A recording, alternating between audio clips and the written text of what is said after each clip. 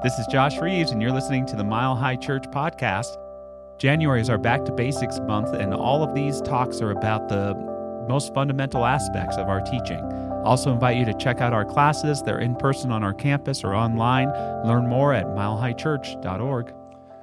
So grateful to get to lead this Back to Basics series here at Mile High that we do every January.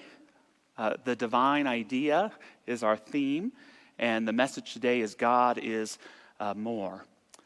There were two lifelong friends who were outside porch theologians. They always loved to discuss and even argue about the nature of God. Did God create the world and then continue to meddle it and get involved and change and shape things? This is called theism. Or did God create the world and say, I'm taking off, I've implanted all the laws there, I'm going to go create other worlds somewhere else? That's called deism. That was the philosophy of many of the founding fathers. Or is God the world? Every river, every rock, every flower, every Rick Springfield song. This is called pantheism. And these friends were two men, but they liked as well to discuss and argue about the gender and even the ethnicity of God. And they both agreed that God must be a male. And looking at the state of some things in the world, I don't think a woman would ever allow that to happen. So they could be right about that. And one of these men was white, and one of them was black. And so one believed that God must be a white man, the other believed that he must be a black man. And it just happened synchronistically, like Thomas Jefferson and John Adams dying on July 4th, 1866, the same day. They both die on the same day. And they find themselves in this heavenly realm, and they're told that they're going to meet God. So they don't have any money to bet at this point, but they do have eternal bragging rights, an endless purgatory if I told you so. So they're very excited. They get brought into God's office, who has God's back turned to them. They're elbowing each other. They're so ready. And then God turns around and she says, "Buenos dias, señores." And the moral of the story is never limit God. We love to speculate, we love to describe, but never define. For the moment we put God in a box, we've lost the essence of what God is. Ernest Holmes, our founder, said, "The whole aim of the study of science of mind is to realize and consciously penetrate the upper atmosphere of our thought and bring down, as it were, into the lower mind greater visions of reality." The key to this teaching, the very key, is to continue to cast the net of our consciousness out to ever embody, download, and seek greater experiences of what the divine is and what it can do in our lives. This is the key to living a better life. It involves not only receiving the imprint of the divine, but ever giving more of ourself, more of our self-understanding, more of our focus to what it is. Mother Teresa, Saint Teresa of Calcutta, she said something like this.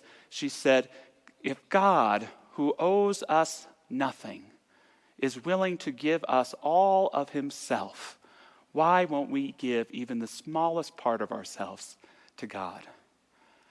We get so focused on the so-called structure of our reality that we can forget that we're divine beings related to something infinite. And as we give ourselves to this divine presence, it gives itself more and more to us. The prophet Muhammad is said to have said, "It is said that when you take one step towards God, God takes 10 steps towards you. But the truth is that God is always with you." We have to deal sometimes with these divine contradictions, that the fullness of the Spirit is here, and yet we must ever reach for it more and more to experience its fullness in our lives. Mahatma Gandhi said that even a single drop of the ocean contains God, but not even the 7 seas can contain what God is. Ever present, but always more. And we all, as individuals, have our own relationship with this thing called the sacred, the rapport we build with it, this love intelligence, and how it opens us up to the divine possibilities of our life. Do you remember, for you, your first encounter with the divine? When you first began to have an embodiment of it in your life. For many of us, we have these deep mystical experiences even as children. This is true even of people here at Mile High Church. I think of my dear friend, I'm so blessed to have met her, practitioner Carol Buxton. Practitioner here for decades. She's 90 years young.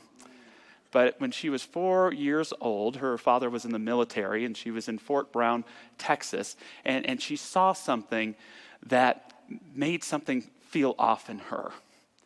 It was something that was not in accord to what life is really about. And this little girl was walking by herself, and she began to have an experience of the one life, of the one source, an experience of God. She would come to name this presence the beloved. At 4 years old, she had this experience of the beloved, and it wasn't just a mystical experience, but it implanted in her this deep, deep awareness that would guide her for the rest of her days. And she would say, whenever she would hear something in church or be in a relationship and the man said something off, that she could always take that in and say, is this true of the beloved? And when it wasn't true, she would just discard it and keep moving forward. Another Mile Higher you may have heard of had a spiritual experience at a young age. His name is Roger Teal. He was 6 years old, so a late bloomer compared to Carol. But in his magnificent book, This Life is Joy, Roger talks about his dad mowing the lawn, and he decided to lay down in the grass, and he was just staring up at the sky, and he had an experience of kind of losing his sense of self and being one with everything. He shares, "It was as if I was no more.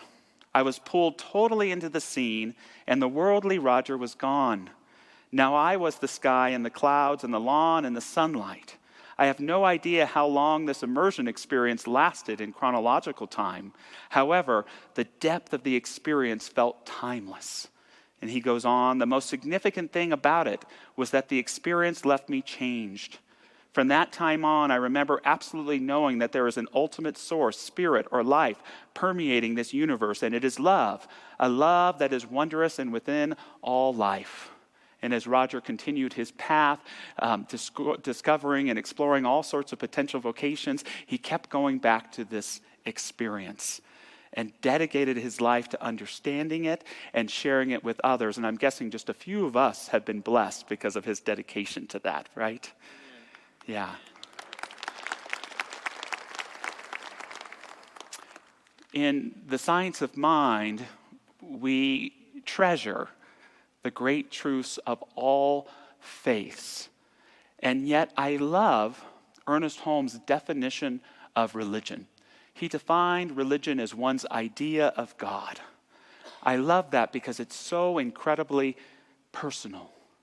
It means that each and every one of us, although we may be of the same faith, we have our own religiosity.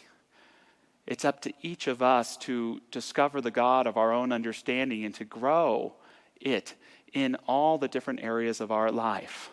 And again, we honor all the great faiths here, but for me, there are only two types of religion: outside religion and inside religion. Outside religion and inside religion. And every religion that there is has this outside aspect of it, faction, and inside faction.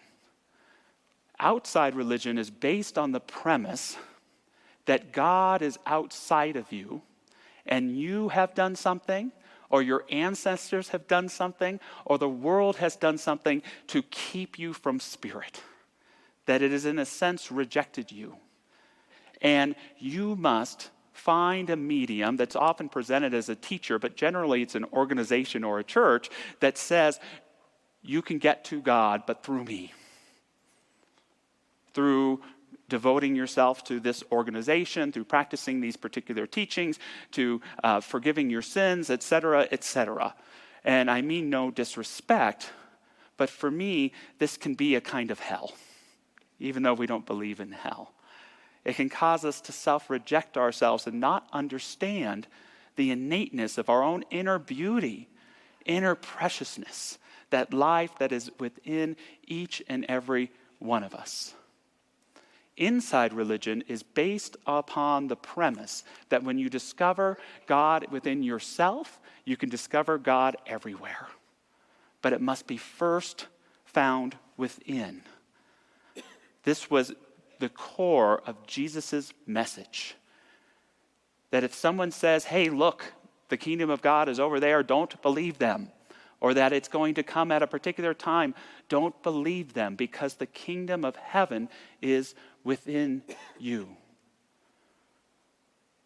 I believe in the God of the sky. I believe that we can talk to God and God can talk back to us. I believe in the God of nature. I believe in the God that we see in the joy and passion in the eyes of children. And yet I know that in order to discover that divinity, I must first go within and unlock an understanding of it within myself. So every faith has this outside and this inside. Christianity has the outside, but it also has the inside. Islam has the outside, but it also has the inside. Even religious science, our teaching, has its outside factions and its inside. But talking about this idea of one's idea of God, Ernest Holmes tells us that it's personal to all who feel this indwelling presence. That's the relationship where it starts, where it begins. To ask ourselves, could it be true that I'm related to something infinite? Could it be true that I'm related to something infinite that wants to express itself in my life? I know this is a theological and philosophical sermon today, but I hope we can touch on something really personal for each and every one of us. Because part of what we're doing when we're trying to locate God in the cosmos is we're also finding where we're going to center ourselves. Where are you going to center yourself? And if you get anything from this message that I share today, it is this. Never center yourself in an idea that does not suit the person you want to become. Never give yourself in service to a cause less than the truth of who you are. Never anchor yourself in an idea that does not speak, that does not resonate with the truth of who you really are. That's what this relationship with the divinity is all about. It's about centering ourselves in a divine idea for our lives so that divine idea can come forward. Because when we center ourselves in less than, we can only produce equal to that measure. What part of your own understanding of divinity is being called to break open so that a grander part of yourself can come through? For me, it's one of the most challenging experiences in life. I'm sure everyone will resonate at some level when you get engaged in something and you think it's going to be the vehicle to get what you want, but it becomes the very damn thing that keeps you from it. You ever had that experience? I got this job and it's going to lead me to success, and 3 years in, there's no path for growth. I'm not making enough money and I'm stuck. This relationship that was going to bring me true love, we moved into each other, and it's like Norman Lear said of his first marriage, we lived in two different worlds separated by infinity. All of a sudden, all of this intimacy and warmth you wanted to create, you feel distant from. We start working on ourselves and discover all of these limiting ideas that are imprisoning us, and we wouldn't prefer anything else but to get rid of ourselves and become something different. Now, one option is to ditch the job, the relationship, and even our own self-esteem.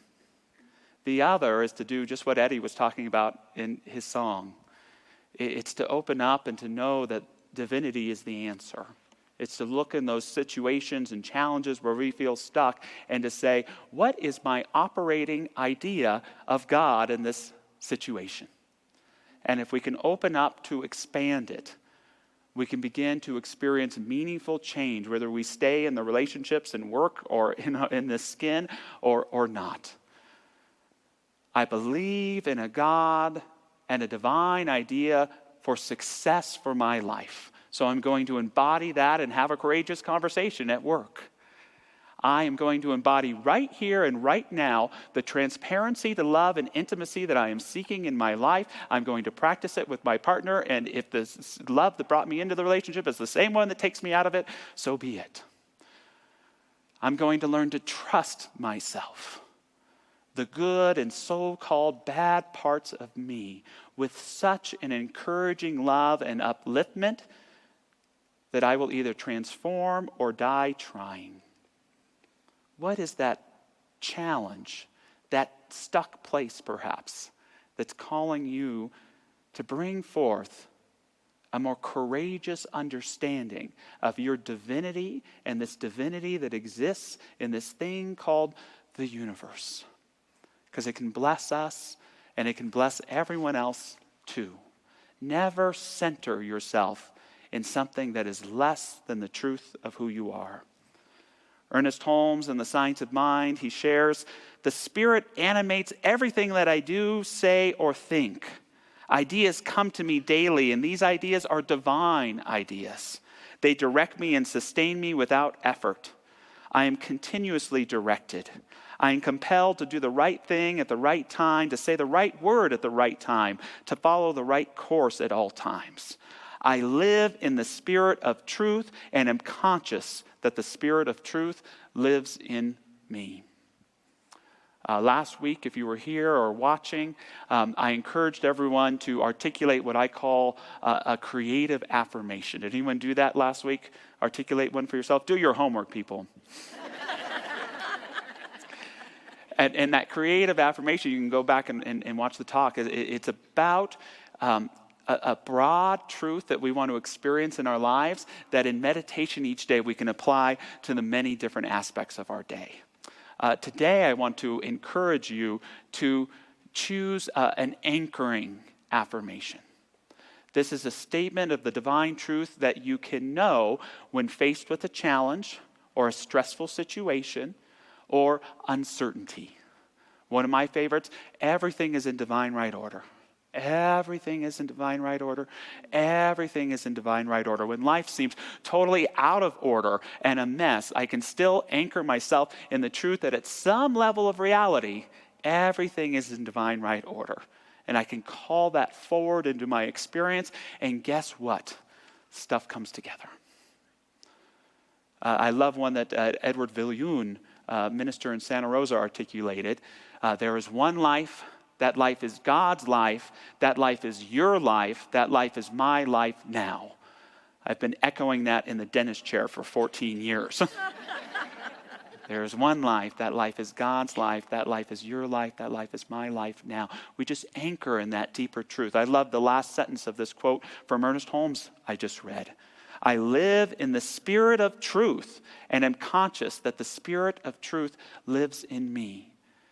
Use one of those or make up your own. But what does it mean when our divinity or a divinity is challenged in our lives?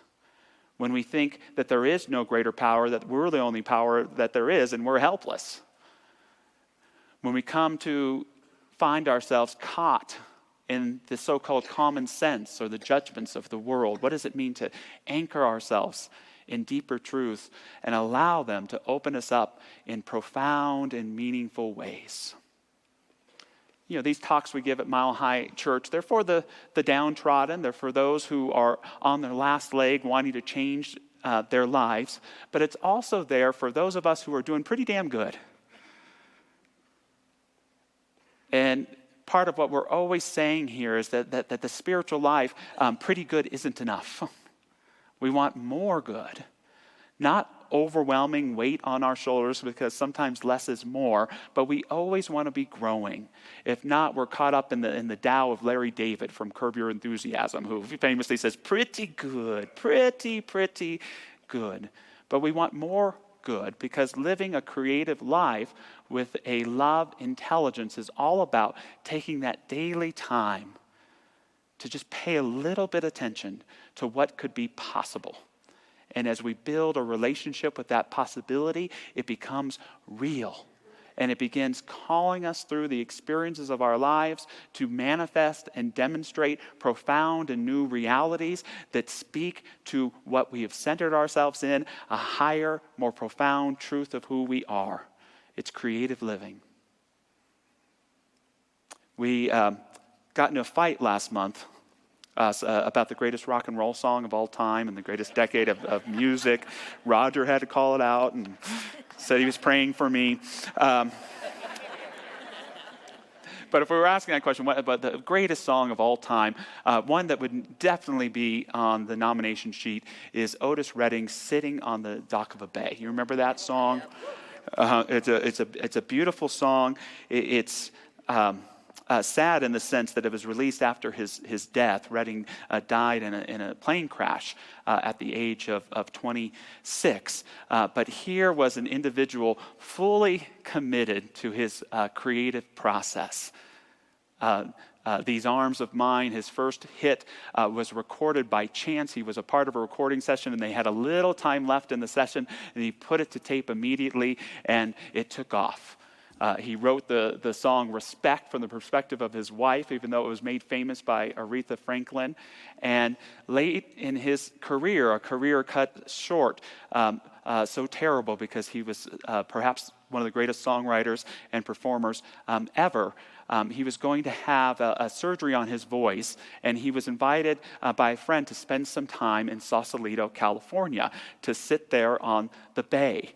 And as he was pondering what his future may be, as he was continuing to wrestle with his dream of having a #1 record, which we hadn't had yet, he sat and he wrote this beautiful song, Sitting on the Dock of a Bay, a song that is beautiful to me because it's both sad and melancholy, yet hopeful.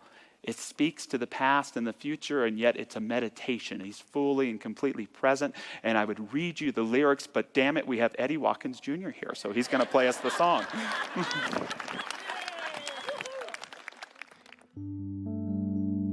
Thanks for listening to the Mile High Church podcast. This podcast is made possible by the generous contributions from listeners like you. To make a donation, please visit milehighchurch.org.